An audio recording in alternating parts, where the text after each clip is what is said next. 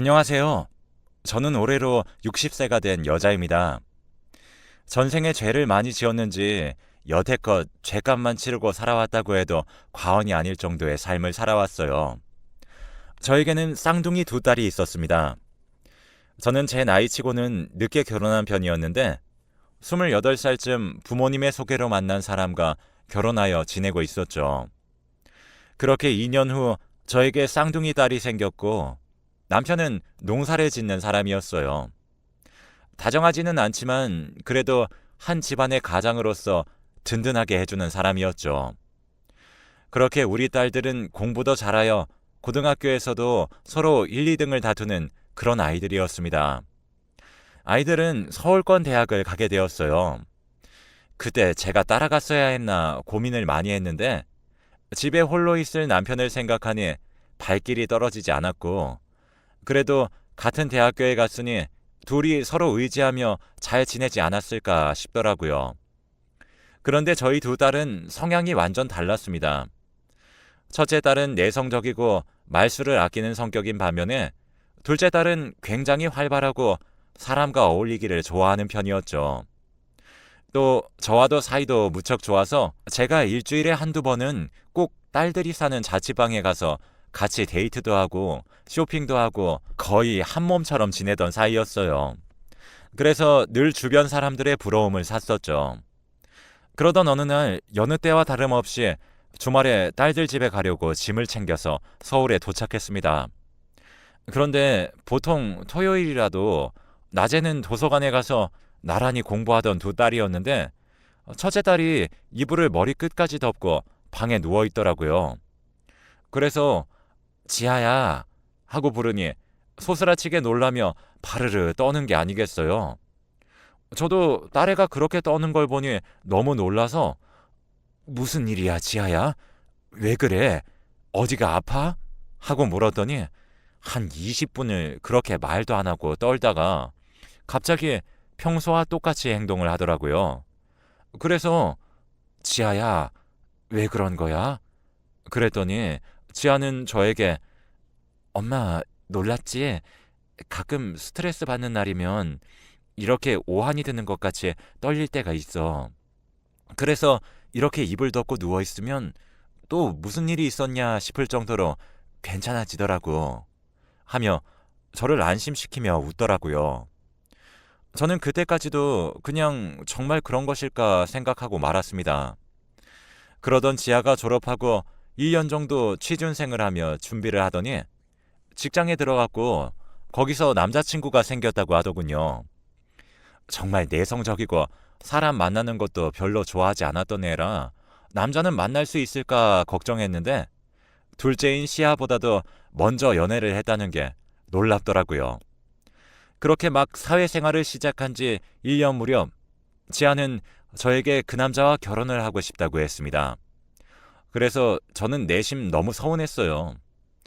한 번도 그런 티를 낸 적이 없었고 워낙 붙어 지냈기에 갑자기 딸이 시집을 간다고 하니까 시아와 저는 너무한 거 아니냐, 좀 더 늦게 가라 계속 타일렀지만 지아는 완고했죠.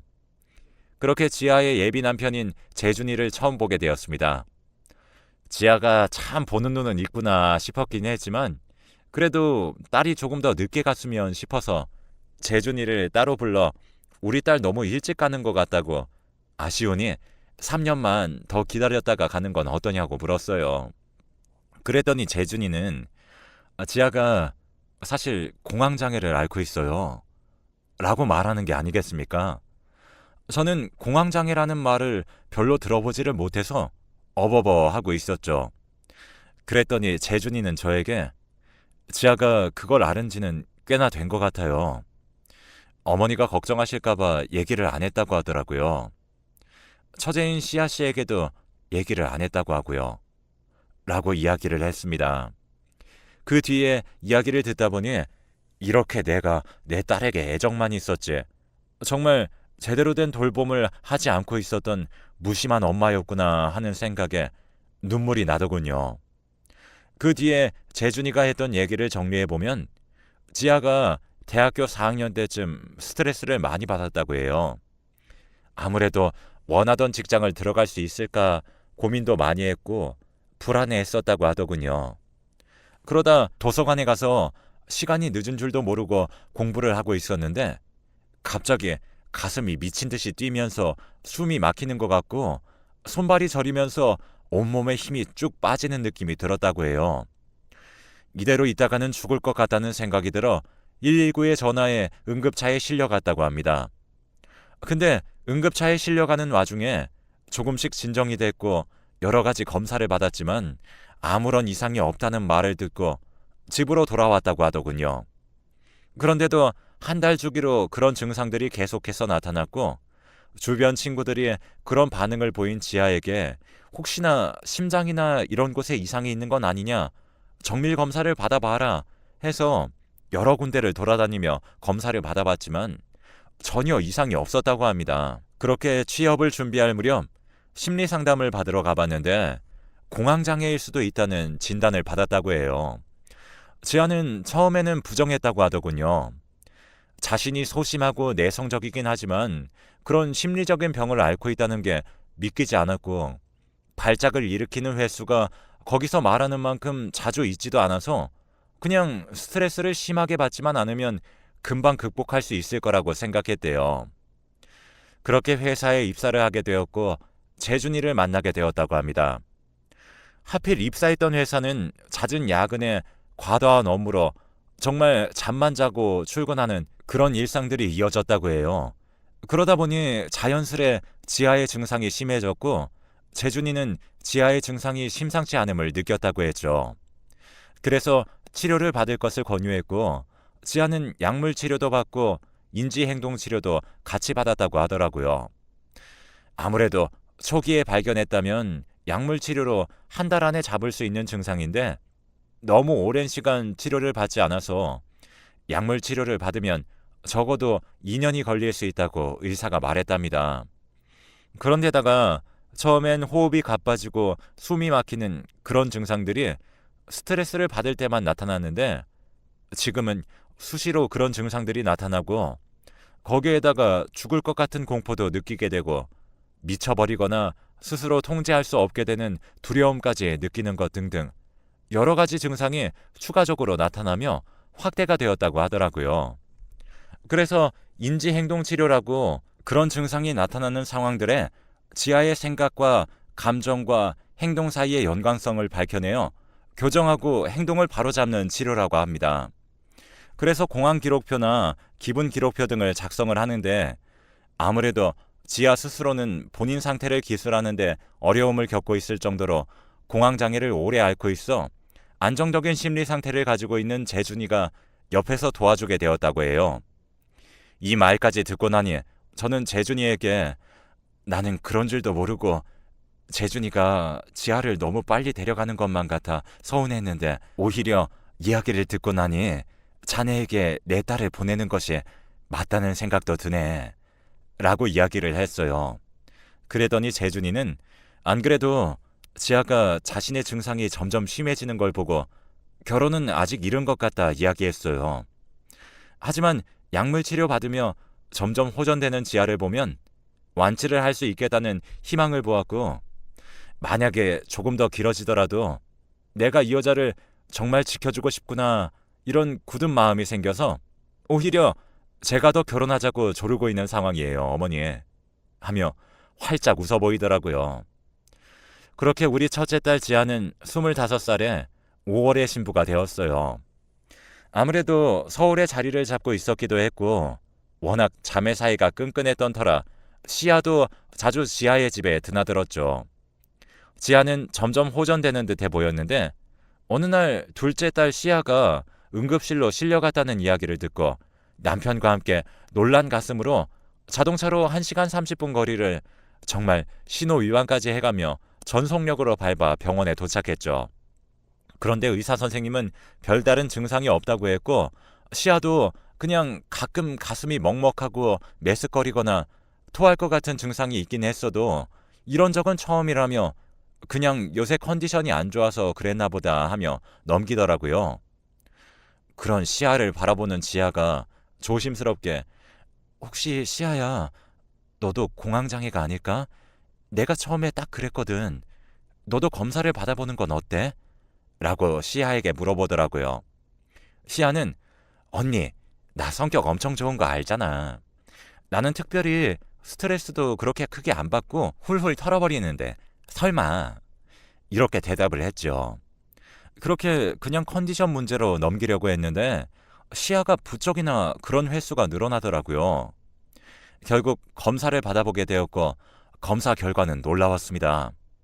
보통 일란성 쌍둥이의 경우 한쪽이 공황장애를 앓을 때 다른 쪽 역시 공황장애에 걸릴 확률이 45% 정도나 된다고 하더라고요. 시야와 지아 둘 다 그런 경우에 해당하는 거죠. 지아는 그 이야기를 듣고는 주저앉아 펑펑 울었습니다. 시아는 그런 지아를 보며 언니, 그깟 공황 나는 금방 극복할 거야. 나 성격 좋은 거 알지? 걱정하지 마. 지켜봐봐. 나 2주면 이겨낼 수 있을걸? 하며 너스레를 떨었고 지아도 성격 좋은 시아를 보며 그래, 너는 나랑 달리 분명 금방 나아질 거야. 그래도 미안해. 라며 서로 안아주었죠. 그러고 보니 옛날에는 이런 병명은 없었지만 저희 친정 아버지도 비슷한 증세를 몇 번 보이셨던 것 같습니다. 친정 아버지는 제가 살고 있는 집에서 10분이면 가는 거리에 살고 있었어요. 결혼한 후에도 늘상 찾아뵙고 밥도 자주 먹었었고 시아와 지아를 정말 너무 예뻐하셨죠. 그런 아버지를 가끔 보고 있다 보면 숨을 헐떡거리시며 가슴을 부여잡고는 방으로 들어가시기도 했습니다. 아버지도 검진을 받으셨지만 건강에는 이상이 없었다 보니 별다른 치료 방법을 모른 채 그렇게 지내셨죠. 그래서 사람을 그렇게 좋아하던 아버지가 사람들이 집에 다수가 찾아오면 그런 증상들을 보이셨고 그러다 보니 사람들이 찾아오는 걸 점점 꺼려 하시더라고요. 그러다 사람들이 찾아오지 않아도 그런 증상들이 조금씩 찾아왔습니다. 그런데 엄청 심각할 정도는 아니었고 10분 정도 쉬시면 또 괜찮아져서 대수롭지 않게 여기셨죠. 그런데 어느 순간부터 증상이 나타나는 빈도가 매우 잦아져 걱정스러울 무렵에 제가 쌍둥이를 낳았어요. 아버지는 손녀들을 보고 기운을 차리신 건지 증상들의 빈도가 확연히 줄어들었죠. 그래서 아버지는 시아와 지아를 이런 복덩이들 하면서 그렇게도 예뻐하셨습니다. 그러다 갑자기 어느 날 불의의 사고로 돌아가셨죠. 아무튼 다시 지아와 시아의 이야기로 돌아가자면 지아는 시간이 흘러 예쁜 딸아이를 낳았어요. 시아는 조카 바보가 되어 더 부쩍 지아와 가깝게 지냈죠. 그렇게 시아도 지아도 아이들이 태어난 이후로 공황장애와는 점점 멀어지는 듯 보였습니다. 그런데 어느 날 시아가 계속 속이 메스껍고 이상하다며 토를 자주 하기 시작하더라고요. 마치 입덧처럼 말이죠. 그걸 본 전 처음엔 공황이 또 찾아왔나 싶어서 약을 먹이려고 했어요. 그런데 시아가 가만히 생각에 잠기더니 갑자기 급하게 집을 뛰쳐나가더라고요.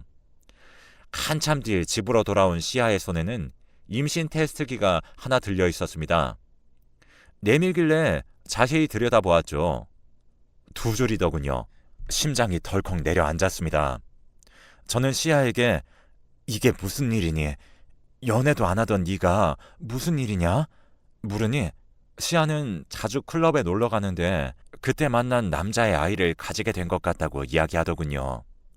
저는 당연히 반대했어요. 하루라도 빨리 아이를 지우자고 했죠. 시아는 그런 저의 손을 뿌리치며 엄마, 나 예전부터 말했잖아. 결혼은 하지 않아도 좋지만 아이는 낳고 싶다고. 어차피 남자한테 관심도 없었어. 오히려 나에게 임신이 축복처럼 느껴져. 그냥 이에 낳아서 애랑 둘이서 살래. 나 그럴 만한 능력도 돼. 라며 저를 차분히 설득하더군요. 워낙 본인이 한번 마음을 먹으면 해내는 시아였기에 시아의 뜻을 따라주기로 했습니다. 그렇게 시아와 지아는 1살 차이 나는 아이들을 낳아 이제는 가끔 저희 부부가 살고 있는 시골집을 놀러 왔었죠. 그렇게 행복하고 단란한 시간이 흘렀습니다. 그러던 어느 날 정말 시간을 되돌리고 싶은, 제 목숨을 팔아서라도 돌리고 싶은 그런 날이 있었어요. 재준이가 시아와 지아에게 아이를 맡아줄 테니 자매끼리 1박 2일로 여행이라도 다녀오라고 했나 봐요. 고민하다가 시아와 지아는 차라리 엄마 얼굴이나 보고 오자, 간 김에 농사도 도와드리고 와야겠다 하며 저희 집으로 오는 날이었죠. 그날 비극이 일어났습니다. 갑자기 재준이가 제게 전화를 걸었더라고요. 재준이는 저에게 시아와 지아 아직 도착 안 했나요? 라고 물어보았죠. 저도 그제서야 시계를 쳐다보니 아침 11시에 출발했다던 시아와 지아였는데 벌써 오후 2시가 넘었더라고요. 그래서 저는 재준이에게 애들 가끔 요 근방에 주차해두고 산책도 하고 오잖아. 그런 것 아닐까? 걔들도 수다 떨기 시작하면 전화도 잘 안 받잖니? 라고 말을 했더니 재준이가 저에게 오늘 지아가 이상한 말을 했다며 이야기를 들려주더라고요. 지아가 시아와 함께 저희 집으로 출발하기 전날 밤에 꿈을 하나 꿨대요. 그런데 그 꿈에 제 아버지, 즉 자매의 할아버지가 나온 거죠. 지아와 시아는 오랜만에 만난 할아버지가 반가워서 펄짝펄짝 뛰면서 안기려고 가까이 다가갔는데 갑자기 할아버지가 떼끼 이놈아, 여기가 어디라고 와? 썩 돌아가! 하며 무섭게 화를 냈대요. 그래서 지아는 무서워서 뒷걸음질을 쳤지만 시아는 빵긋빵긋 웃으며 할아버지 너무 보고 싶었어요 하며 폭 안기더랍니다. 그러면서 시아가 지아를 보고 언니 빨리 와, 할아버지가 이놈 이렇게 화를 내도 이렇게 좋아하시잖아, 얼른 와, 이러더래요. 그런데 이때 제 아버지가 니들이 이렇게 원하니 어쩔 수가 없는 모양이구나. 우리 딸 불쌍해서 어떡하니? 딸에게 미안해도 어쩔 수가 없다 하며 그렇게 셋이서 서로 손을 잡고 강을 건너는 꿈이었다고 하더라고요. 그래서 재준이는 너무 찝찝한 꿈을 꾼 것 같으니까 다음에 가면 안 되냐고 했대요. 하지만 시아가 형부, 언니가 개꿈 꾼 거야. 우리 할아버지가 크게 벼농사를 지었는데 그게 이번에 아주 풍년이 되려나 보지. 돌아올 때 좋은 쌀 가지고 올라갈게. 알았지? 하며 넘겼대요. 재준이는 그런 시아의 농담에 안심이 되어 운전 조심히 하라고 한 뒤 끊었다더군요.